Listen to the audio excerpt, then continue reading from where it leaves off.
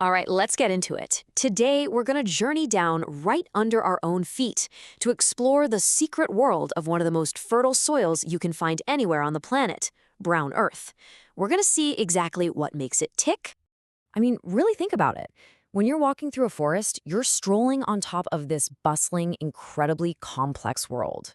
It's not just dirt, you know? It's a dynamic place where a whole ecosystem is being built, literally from the ground up. And that right there, that's the big idea to hang on to. We're not looking at some static, boring substance. No, this is an active, living process of creation that's happening all the time. So, where does a story like this even begin? Well, it all kicks off in a very specific kind of place, a deciduous forest. The environment, as you're about to see, is absolutely everything. You can think of it like a recipe with three essential ingredients you just can't skip. First, you've got to have the right trees. We're talking deciduous ones, like oaks and elms, the kind that drop their leaves every year. Second, you need a mild climate. Nothing too extreme, not too hot, not too cold. And finally, the whole thing has to be sitting on a mineral-rich foundation, a parent rock like limestone or sandstone. Okay, so let's start our little expedition from the top down. We'll begin with that dark, rich, crumbly layer you see right on the surface. Every single autumn, like clockwork, those trees drop this thick blanket of leaves onto the forest floor. This layer, it's known as the O horizon. The O is for organic, naturally, is basically the first delivery of raw materials to our soil factory. Now, as all that leaf litter breaks down, it turns into this beautiful, dark, nutrient-packed topsoil. We call this the A horizon. And what's just incredible about brown earth is how deep this layer can get. We're talking up to a full meter. That kind of depth, that just screams fertility. This amazing decomposed stuff actually has a special name, mullein humus. And trust me, this is the good stuff. It's not just any old compost. The combination of those specific leaves and that mild climate means it breaks down really fast, creating a substance that is just loaded with nutrients. We can even measure its personality, so to speak. Its typical pH is right around 5.8.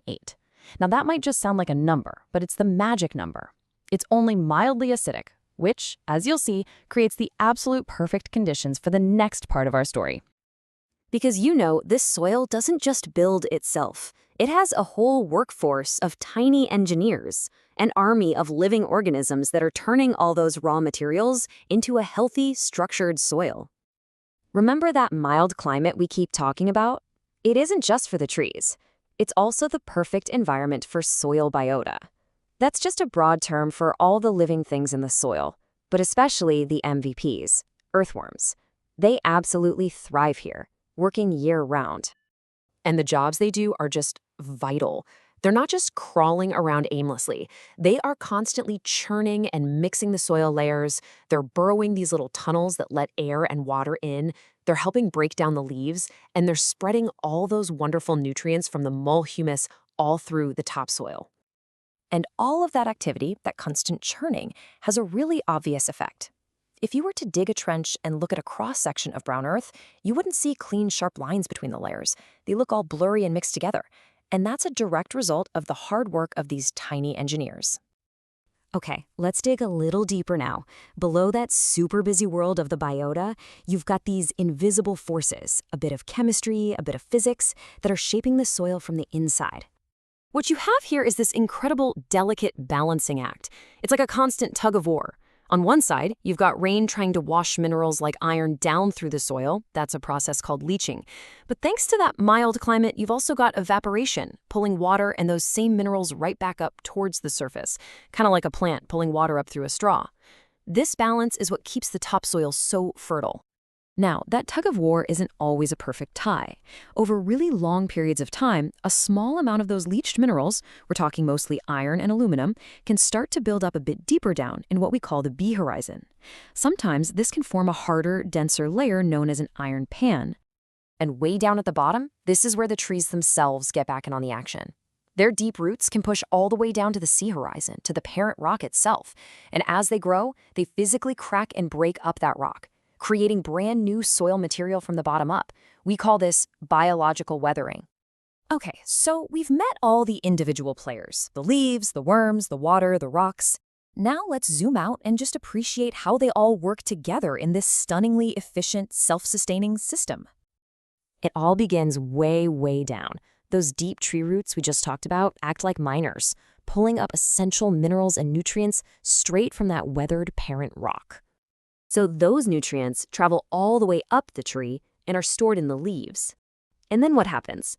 Every single fall, the tree just drops those nutrient-packed leaves right back down onto the surface. It's like a scheduled nutrient delivery service.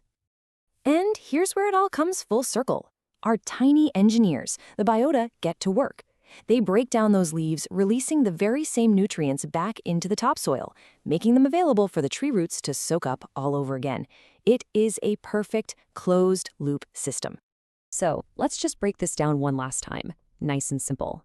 That dark topsoil, it's caused by the rich mole humus, and the result is amazing fertility. Those blurry, indistinct layers, that's caused by the constant mixing from biota, and the result is a soil that's well aerated and drains perfectly. And the fact that it stays so nutrient-rich, that's all thanks to that active recycling system, which creates a totally sustainable ecosystem. When you get right down to it, what we've seen is that brown earth soil isn't really a thing so much as it is a process. It's a living, breathing system of creation, recycling, and this very delicate balance, all happening silently, right under the forest floor. And that kind of leaves us with one big question, doesn't it?